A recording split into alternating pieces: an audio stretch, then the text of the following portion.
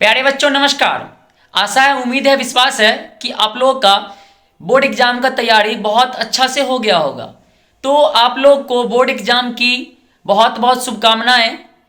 और आज मैं बताने वाला हूं कि आप लोग एग्जाम में किस तरह से लिखिएगा और क्या क्या आपको गलतियां नहीं करना है ताकि आपको बोर्ड एग्जाम में अच्छा से अच्छा मार्क्स आवे। तो बच्चों सबसे पहले आप लोग को एग्ज़ाम सेंटर पे एक से 1.5 घंटा पहले पहुंच जाना है, क्योंकि जाम ये सब रास्ता में बहुत सारा चक्कर का सामना आप लोग को करना पड़ सकता है, ठीक ना। और अभी ये रूल भी है कि आधा 1 घंटा पहले आपको क्लासरूम में जाना होगा, समझे बच्चों। तो ध्यान रखना है। और क्लासरूम में जाने के बाद आपको अपने सीट पे अगल बगल आगे पीछे चेक कर लेना है कि कोई ऐसा चीट पुर्जा तो है नहीं। अगर होगा तो वो आपको जो वहाँ पे शिक्षक होंगे वो उठाकर आपको दे देना है, नहीं तो आगे आपको दिक्कत हो सकता है, समझे। दूसरा काम आपको क्या करना है, जब भी क्वेश्चंस आएंगे तो क्वेश्चंस पे टिक नहीं करना है। टिक करने पे आपको शिक्षक गुस्सा सकते हैं या कुछ ज़्यादा आपको डांट सकते हैं, बोल सकते हैं, समझे। और सवाल बनाने का तरीका कुछ आप लोग समझिएगा। पहला सेक्शन में ऑब्जेक्टिव रहता है। जैसे कल बायो का एग्जाम है तो बायो के एग्जाम में आपको 70 ऑब्जेक्टिव रहेगा। कितना?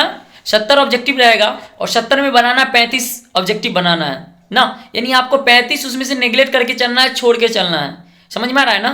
तो इसलिए आपको इतना समझ लीजिए कि 1 से 70 तक जाना पड़े सही है, ठीक ना। 1 से 70 तक जाइए सही है, लेकिन उसमें 35 वही क्वेश्चन बनाइए जो आप पूरे कॉन्फिडेंस है कि 35 सही होना चाहिए, समझ में आ रहा है ना। इसलिए ये नहीं कि हम 50 तक गए और 50 तक में 35 को ढूंढ लिए, उसमें 5 गलती कर लिए, तो आप लोग वहाँ पे नुकसान झेल सकते हैं।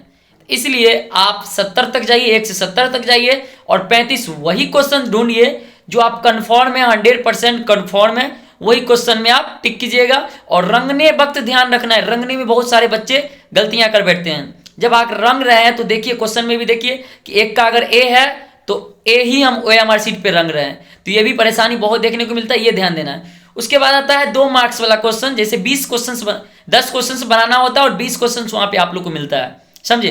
तो वहां पे 10 क्वेश्चन वही सेलेक्ट करेंगे जो 100% कन्फर्म होंगे। अगर 20 में 10 100% कन्फर्म वाला बन जाता है तो कोई दिक्कत नहीं है। अगर कभी कभी ऐसा होता है कि 5 बन गया, 7 बन गया, 2-3 नहीं बनता है, तो ऐसा तो है कि सारे क्वेश्चन आपको नहीं बनता है, तो जो 100% श्योर है वो क्वेश्चन पहले हम लोग डील करेंगे, पहले लिखेंगे, ठीक ना।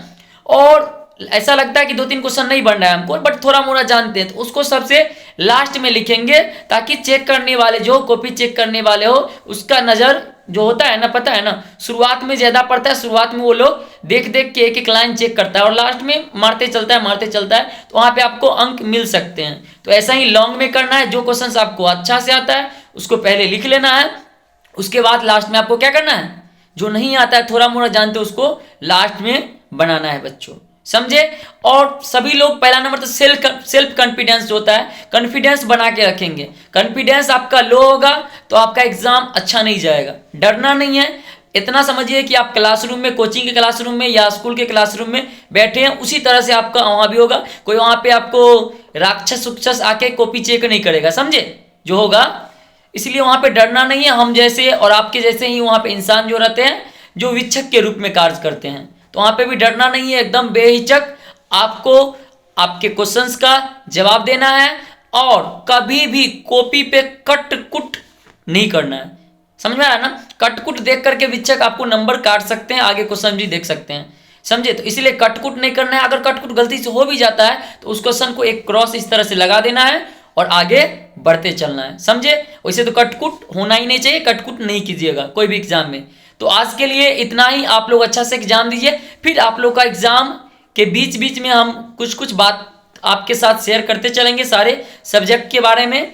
और धन्यवाद बच्चों, आप लोग का एग्जाम बहुत अच्छा हो और आपकी उज्जवल भविष्य की मैं कामना करता हूं। मैं हूं कपिल कुमार आर्या, आपका मार्गदर्शक, जो समय समय पे आपको मोटिवेट करता रहूंगा। धन्यवाद।